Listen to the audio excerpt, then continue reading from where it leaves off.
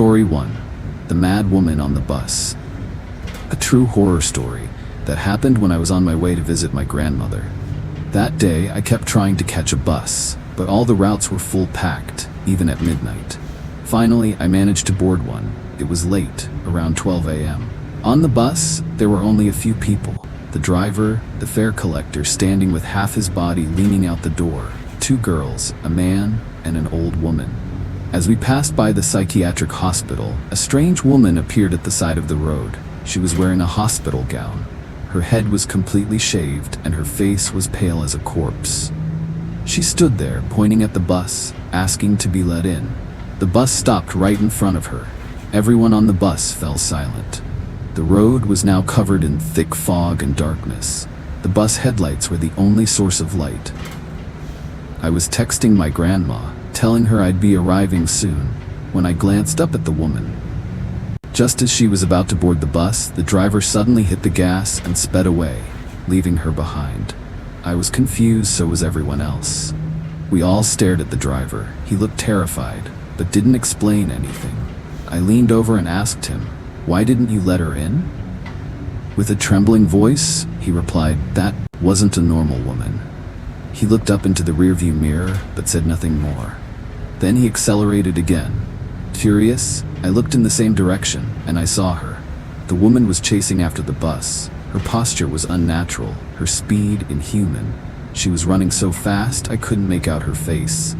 But I saw her gown, covered in blood and torn rags. She was gaining on us. The other passengers started to panic. "Faster!" someone yelled. "She's catching up!" I was sitting closest to the door. Suddenly, she jumped. Somehow she grabbed onto the door and began pulling herself up. And then, I saw her face. It was the most horrifying moment of my life. Her face was bruised and mangled, her mouth twisted into a grotesque smile, revealing sharp, jagged teeth. Her eyes were wide open, black, soulless, and staring straight into ours. My heart felt like it stopped. Everyone on the bus screamed. I grabbed my bag and swung it at her with all my strength. She fell off. But just before she disappeared into the dark, she stood up slowly. She stared at me, and then she laughed. A mad, broken, high-pitched laugh. Not long after, the bus finally reached the last stop. We all got off as quickly as we could.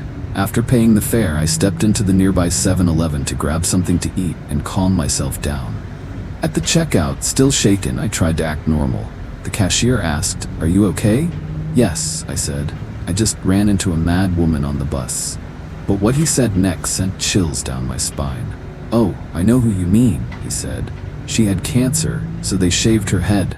She used to laugh like a maniac, constantly hurt herself, and threatened to kill others. That's why her family sent her to the psychiatric hospital. But," he added, "a week after she escaped from there, she was hit and killed by a bus." I froze. Goosebumps ran down my arms. I asked him if he remembered the bus route number. He looked uneasy. "For privacy reasons, I can't say," he said. But after a moment, he whispered it to me anyway. I thanked him, took my change, and walked back outside.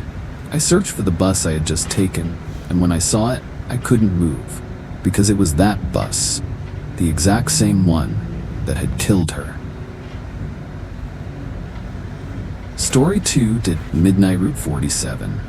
It was raining heavily that night. I had missed the last train, so I boarded Route 47, the only bus still running at midnight. There were no other passengers, just me and the driver, an old man with pale skin and eyes that never blinked. He didn't say a word, just nodded as I paid and drove into the darkness. As we moved further out of the city, I noticed something strange. The streetlights began to disappear, one by one, until there was only blackness outside. No buildings, no signs, no turns, just a long, endless road through the fog. I turned to ask the driver where we were going, but now he wasn't there. The wheel was turning on its own. The engine rumbled like a growl. I panicked and stood up. But suddenly, I wasn't alone anymore. There were people sitting all around me, dozens of them, silently staring straight ahead. Their skin was gray, their eyes sunken. None of them moved or breathed. Then I saw her, a little girl in a school uniform, sitting right beside me. She slowly turned her head, whispered, "You shouldn't be here. This bus doesn't return." My heart dropped. I ran to the back door, banging on it, screaming for help. The passengers all stood up at once, their heads turned unnaturally, bones cracking, mouths opening in silent screams. The little girl pointed out the window. I turned and saw my own body, lying on the sidewalk outside a bus stop, blood pooling beneath my head. I was already dead. The bus slowed, the door opened, and they all stepped out into the fog. I asked the girl, "Where are we going?" She looked at me, smiling sadly. "Where all lost souls go when they miss their stop." Story 3. The Last Passenger. It was 11:55 p.m. when I got on the last bus from the outskirts, heading back into the city. There were only 3 of us on board, me, the driver, and a man in a dark coat sitting at the back. I sat near the front. The driver nodded at me, his eyes tired. We drove in silence. After a few minutes, the bus stopped for a woman in a red dress. She walked slowly, too slowly. Her feet didn't seem to touch the ground. She didn't pay. She didn't speak. She just sat across from me and stared at the floor.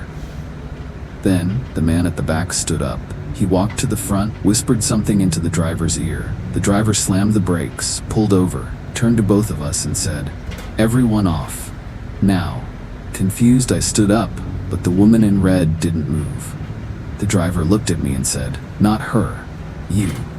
I hesitated but stepped off the bus. The man in the coat followed. The driver closed the door behind us. Then, he drove off. I turned to the man and asked what just happened. He lit a cigarette, exhaled, then said, "I've been driving buses for 30 years. That woman, she died in a crash on this route 6 years ago. Every year on this night, she gets on the last bus, looking for someone to take with her." I felt my heart freeze. He looked at me. "Consider yourself lucky. You were the last passenger."